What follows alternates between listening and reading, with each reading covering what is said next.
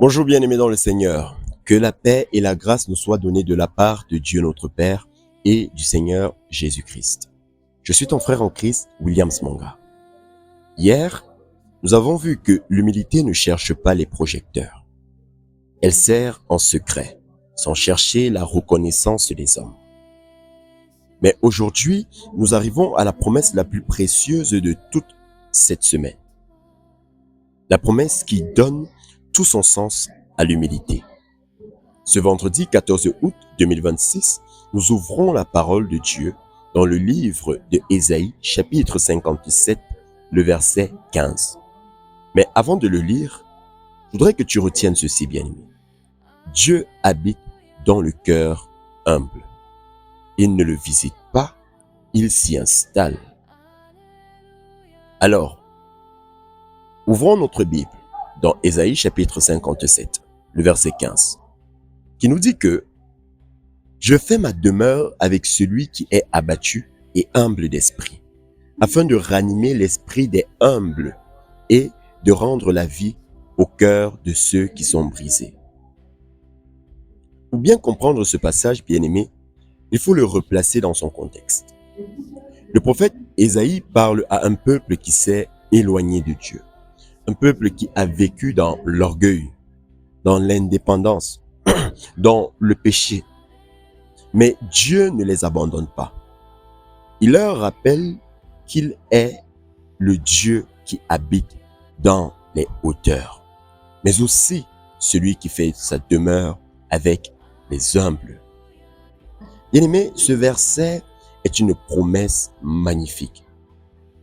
Pourquoi? Parce qu'elle montre que Dieu n'est pas seulement un Dieu lointain, un Dieu de gloire. Non, il est aussi un Dieu proche, un Dieu qui vient habiter dans le cœur de ceux-là qui s'humilient.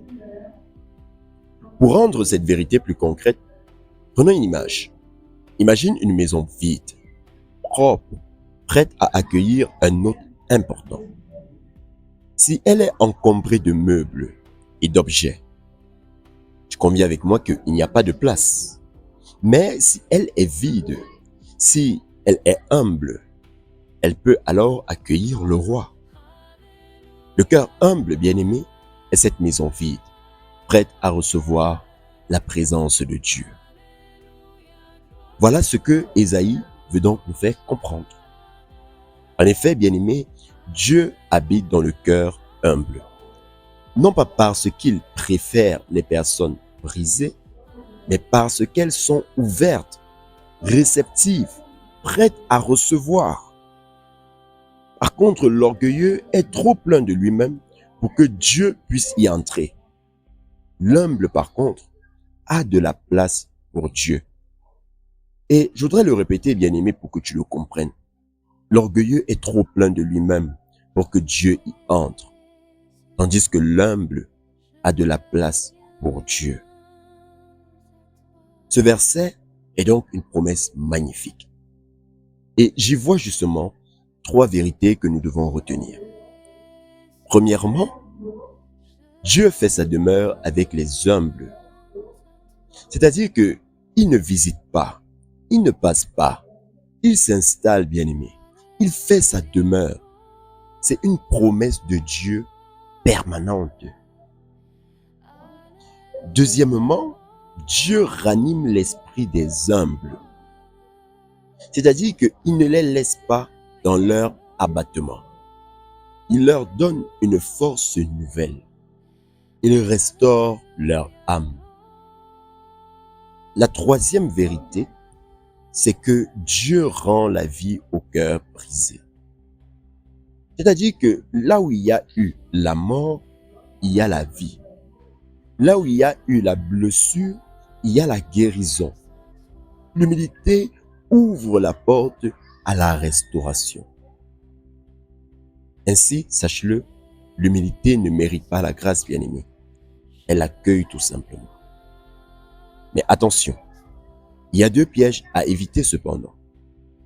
Le premier piège à éviter, c'est de croire que l'humilité est une condition pour que Dieu nous aime. Bien-aimé, Dieu ne nous aime pas parce que nous sommes humbles. Il nous aime parce qu'il est amour. Mais l'humilité nous ouvre à recevoir son amour. Le deuxième piège que nous devons éviter, c'est de penser que l'humilité est un effort humain.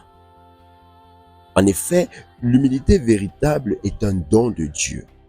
Elle naît de la contemplation de sa grandeur et de notre dépendance envers lui. Maintenant, bien-aimés, prenons un moment pour mettre ce que nous venons de voir en pratique. Dans la première étape, prends un moment pour te présenter à Dieu dans l'humilité. Dis-lui, Seigneur, je ne peux pas sans toi.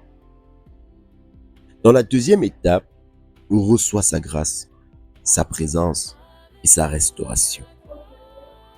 Dans la troisième étape, remercie Dieu pour ce que tu as, en reconnaissant que tout vient de lui.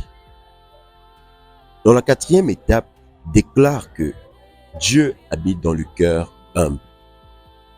Je m'humilie et il fait sa demeure en moi. Amen. Bien-aimé, ne néglige pas cela. Parce que en le mettant en pratique, tu verras des aspects de ta vie transformés au quotidien. Le premier aspect déjà, c'est quand tu te sentiras vide ou brisé. Tu verras que au lieu de désespérer, tu te souviendras que Dieu habite dans le cœur humble. Ton vide est donc une invitation pour lui. Donc concrètement, quand tu te sens vide, bien-aimé, dis Seigneur, je suis vide. Viens habiter en moi. Le deuxième aspect, bien-aimé, c'est quand tu seras tenté de t'élever toi-même. Tu verras que au lieu de te remplir de toi-même, tu te souviendras que Dieu habite dans les cœurs humbles. Alors, tu choisiras de t'abaisser pour qu'il puisse entrer. Concrètement, bien-aimé, quand tu es tenté de t'élever, rappelle-toi que l'humilité est la clé qui ouvre la porte à la présence de Dieu. Et le troisième aspect, c'est quand tu verras quelqu'un qui souffre. Au lieu de le juger, bien-aimé, tu te souviendras que, avec l'humilité de Christ, tu peux le soutenir. Dieu habite dans les cœurs brisés, bien-aimé. Donc concrètement, quand tu vois une personne brisée, sois présent. Dis-lui que Dieu veut habiter dans ton cœur. Amen. Donc, en quelques mots, ce qu'il faut retenir de cette méditation, c'est que l'humilité n'est pas une perte, c'est une ouverture. Elle ouvre la porte à la présence même de Dieu. Aujourd'hui, bien-aimé, humilie-toi devant lui et il fera sa demeure en toi. Tel est le message que je voulais partager avec toi aujourd'hui. Ainsi, si cette méditation t'a touché, écris simplement en commentaire « Seigneur, je m'humilie devant toi. Fais ta demeure en moi. » Mais aussi, bien-aimé, rejoins notre groupe de suivi actif chaque jour dans la présence de Dieu sur WhatsApp. Les liens sont en description. Clôturons cette méditation par notre temps de prière, afin de recommander nos cœurs, notre disposition, mais également notre vie entière entre les mains de Dieu. Adorable Père Céleste, nous venons à toi dans le nom puissant de Jésus. Nous nous humilions devant toi, ô grand Dieu. Nous reconnaissons que nous ne pouvons pas sans toi. Nous t'en supplions, remplis-nous de ta grâce, de ta présence, de ta vie. Ranime notre esprit, rends la vie à nos cœurs, ô Dieu. Fais ta demeure en nous. Jésus a promis que si quelqu'un m'aime, il gardera ma parole et mon Père l'aimera. Nous viendrons avec lui et nous ferons notre demeure chez lui. Père éternel, que cette promesse s'accomplisse aujourd'hui dans nos vies. au nom puissant de Jésus-Christ. Amen.